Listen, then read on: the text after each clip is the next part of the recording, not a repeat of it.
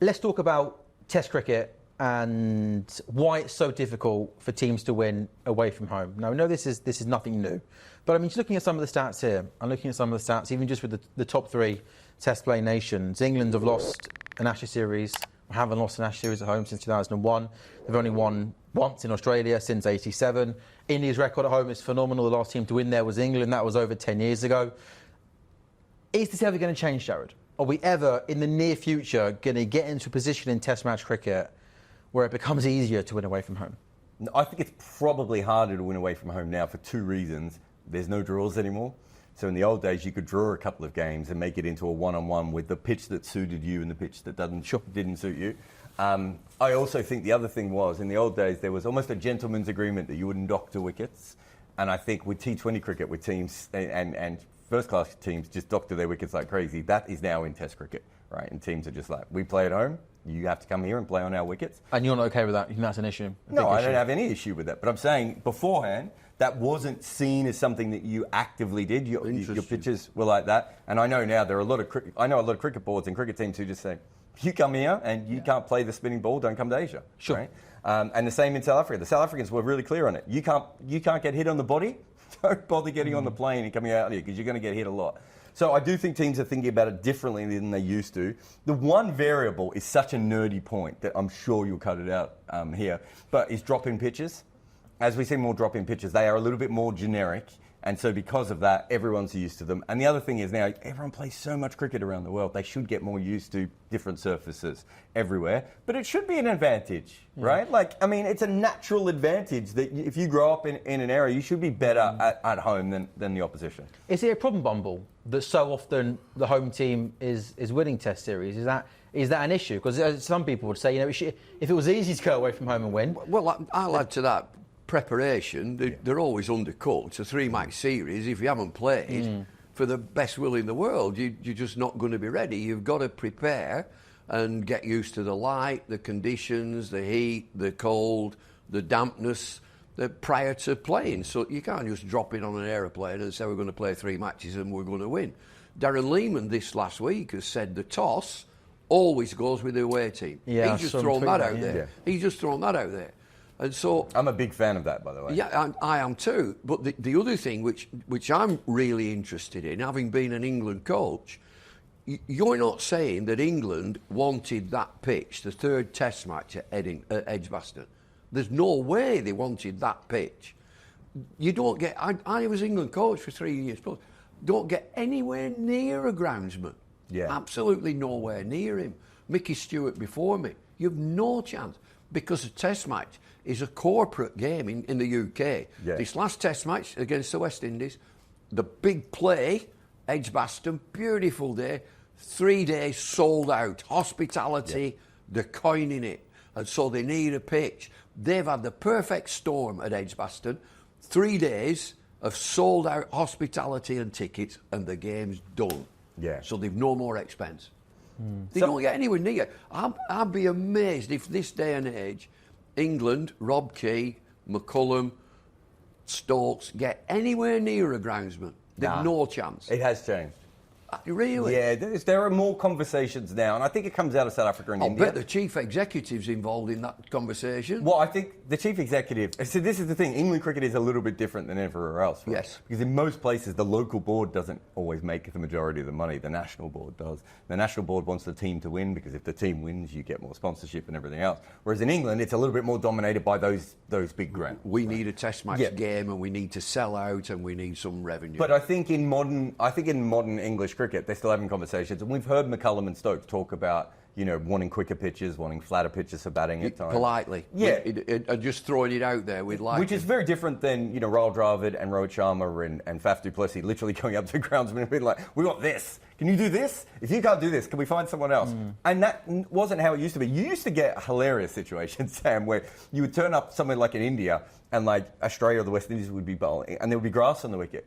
And the Indian team would be like, what are you doing? We have to face these guys. Do you understand this? Whereas now there's a lot more coordination between the boards and the groundsmen. So would you say that the solution to this is for the governing body, ICC, to have independent groundsmen and say that's what the pitch is, that you're playing on that?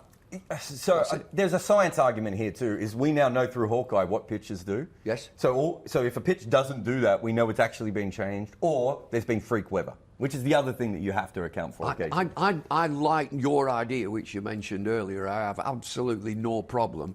If you go to India, I know that it's going to spin. Yeah.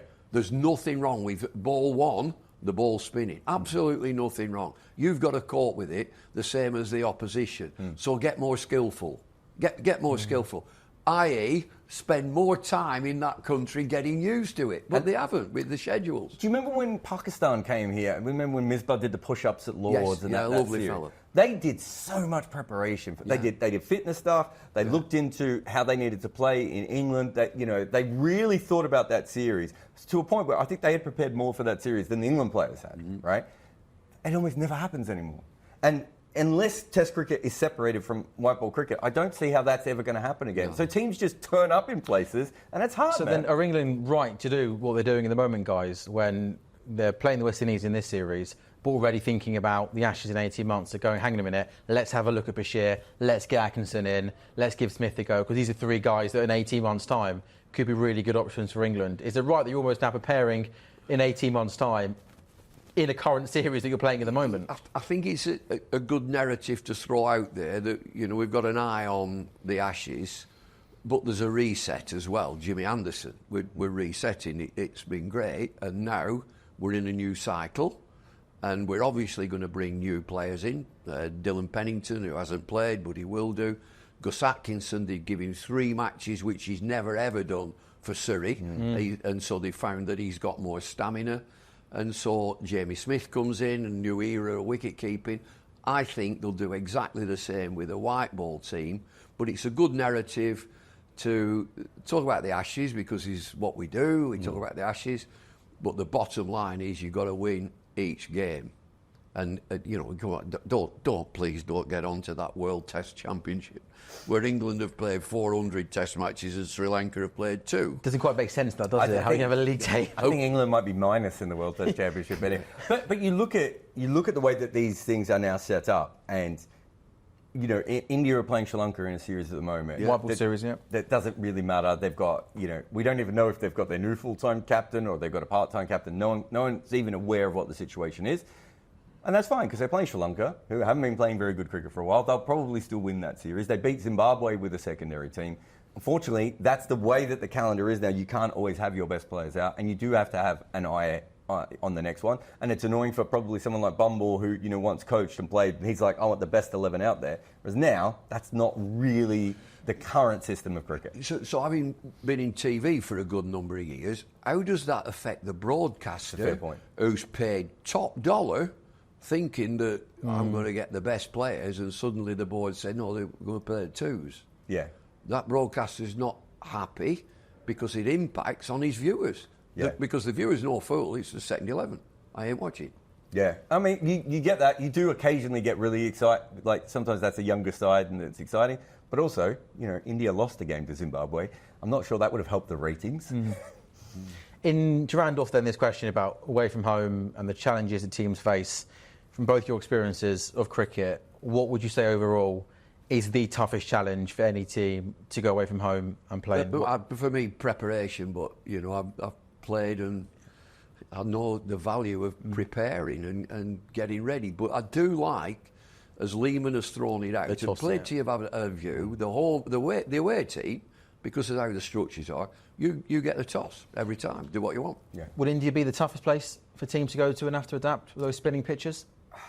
Only because of the players. Yeah. I think the toughest conditions are Australia, and it's because there's a bloke called Bumrah as well. Yeah, no, exactly. But because of those spinners, if they had a normal spin attack, you'd be like, well, we go to India, and it actually still spins as much in Sri Lanka, but we handle Sri Lanka, right? But you combine it. I think Australia's the toughest place because Australia the pitches are so flat after a period of time that most bowlers in the world go there and don't know what to do, right? And the other thing is that bounce is not like anywhere else. There's a couple of wickets in the West Indies and South Africa that bounce a little bit like Australia, but that consistent bounce, it's so alien. Whereas even when you go to Asia or you go to England, you've still got New Zealand that you might have played in. You've still got Sri Lanka you might have played in. So there's a similar kind of, background, whereas I think Australia is so alien. It's one of the things why Australian fans always go on, we never doctor our pitches. And it's like, yeah, your pitches are pre-doctored. It's brilliant. You know, as an Australian, you grow up facing a ball coming through here when you're about 9 years old. Whereas in England, you know, someone needs to shoot it out of a cannon to get it to come up at that height. It's a completely different sport. It is lovely when, you know, people will send little clips of Johnny or Daphne playing a beautiful cover drive. Well, that's nice. Yeah. As you go old, you'll get one of them a season. Yeah. You know, we drool about an Ian Bell cover drive or a Joe Root cover drive. But the game, as you get better, is up here. Yeah. That's where you've got to play, up here. And Australia is the most up here. Yeah. So with England then going to Australia, I know it's 18 months, still a lot of cricket to be played. But when you look... Are you really asking about the Ashes now? Yeah, I am. We're talking about going away from home. Where's John Norman? Let's talk Jofra Archer. Is Jofra Archer, is he in the wings? Is he just white ball now? Are they nursing him along? I think he wants to play in the Ashes, doesn't he? Oh, I mean, he is... by jingle all ball. He's a good bowler on Australian wickets, I can tell you that. Even for the Hurricanes. And this bloke Atkinson will be tight in, gets tight in, quick enough, straight at you. No angle to work with. He's not wide of the crease, so you can dodge around. He's straight at you. Atkinson, tall enough, quick enough. And Archer, he's taller and quicker. Same, straight in. Gets right in, tight. On AM, on DAB, via the talkSPORT app and on your smart speaker. talkSPORT.